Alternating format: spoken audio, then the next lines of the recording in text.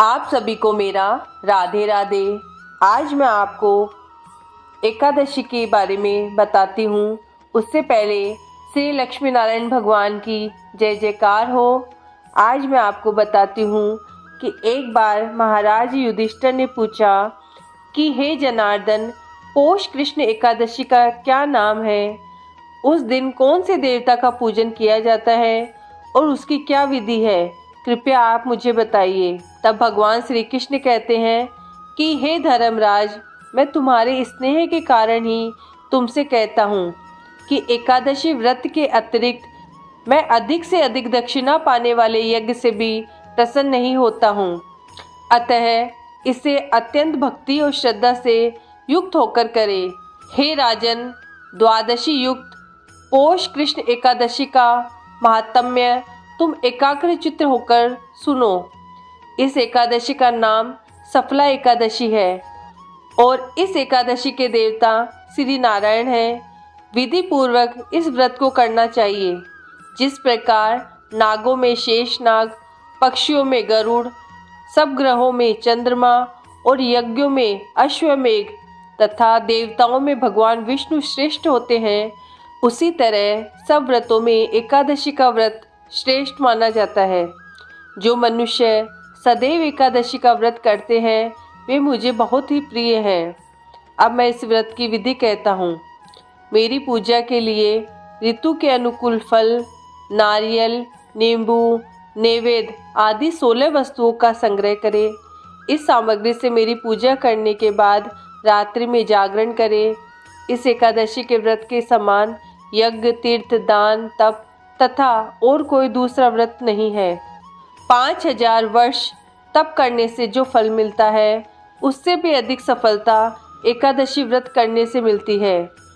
हे राजन, अब आप इस एकादशी की कथा सुनिए। चंपावती नगरी में एक महिष्मान नाम का एक राजा राज्य करता था। उसके 4 पुत्र थे। उन सब में लुम्पक नाम वाला बड़ा राजपुत्र महापापी था। वह पापी सदा पर स्त्री और वेश्यागमन तथा दूसरे बुरे कामों में अपने पिता का धन नष्ट किया करता था। सदैव ही देवता, ब्राह्मणों, वैष्णवों की निंदा किया करता था। जब राजा को अपने बड़े पुत्र के ऐसे कुकर्मों का पता चला तो उन्होंने उसे अपने राज्य से निकाल दिया। तब वह विचारने लगा कि कहाँ जाऊं और क्या करूं। अंत में उसने चोरी करने का निश्चय किया। दिन में वह वन में रहता और रात्रि को अपने पिता की नगरी में चोरी करता तथा प्रजा को तंग करने और उन्हें मारने का कुकर्म करता। कुछ समय पश्चात सारी नगरी भयभीत हो गई। वह वन में रहकर पशु आदि को मारकर खाने लगा। नागरिक और राज्य के कर्मचारी उसे पकड़ लेते किंतु राजा के भय से छोड़ देते। वन में एक अति प्राचीन और विशाल पीपल का वृक्ष था। लोग उसकी भगवान के समान पूजा करते थे। उसी वृक्ष के नीचे वह महापापी लुम्पक रहा करता था। इस वन को लोग देवताओं की क्रीड़ा स्थली मानते थे। कुछ समय पश्चात पौष कृष्ण पक्ष की दशमी के दिन वह वस्त्रहीन होने के कारण शीत के चलते सारी रात्रि सो नहीं सका। उसके हाथ पैर अकड़ गए। सूर्य उदय होते होते वह मूर्छित सा हो गया। दूसरे दिन एकादशी को मध्याह्न के समय सूर्य की गर्मी पाकर उसकी मूर्छा दूर हुई। गिरता पड़ता वह भोजन की तलाश में निकला। पशुओं को मारने में वह समर्थ नहीं था, अतः पेड़ों के नीचे गिरे हुए फल उठाकर वापस उसी पीपल के वृक्ष के नीचे आ गया। उस समय तक भगवान सूर्य अस्त हो चुके थे। वृक्ष के नीचे फल रखकर कहने लगा, हे भगवान, अब आपको ही अर्पण है ये फल, आप ही तृप्त हो जाइए। उस रात्रि को दुख के कारण नींद भी नहीं आई। उसके इस उपवास और जागरण से भगवान अत्यंत प्रसन्न हो गए और उसके सारे पाप नष्ट हो गए।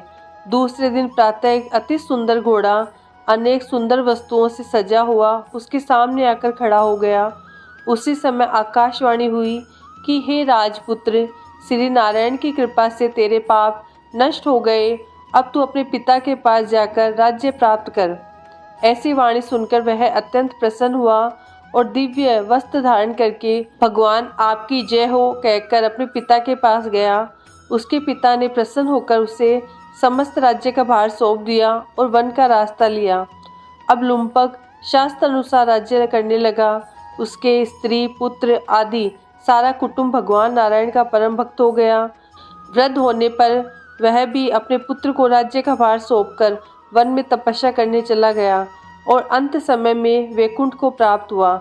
अतः जो मनुष्य इस परम पवित्र सफला एकादशी का व्रत करता है उसे अंत में मुक्ति मिलती है। जो नहीं करते वह पूंछ और सींगों से रहित पशुओं के समान है। इस सफला एकादशी के महात्म्य को पढ़ने से अथवा श्रवण करने से मनुष्य को अश्वमेघ यज्ञ का फल मिलता है। तो बोलिए श्री लक्ष्मी नारायण भगवान की जय। अगर आपको यह एकादशी की कथा अच्छी लगी तो प्लीज़ मेरे चैनल को लाइक और सब्सक्राइब जरूर करें। भगवान लक्ष्मी नारायण आप पर अपनी कृपा बनाए रखेंगे। आप लोगों का बहुत बहुत धन्यवाद।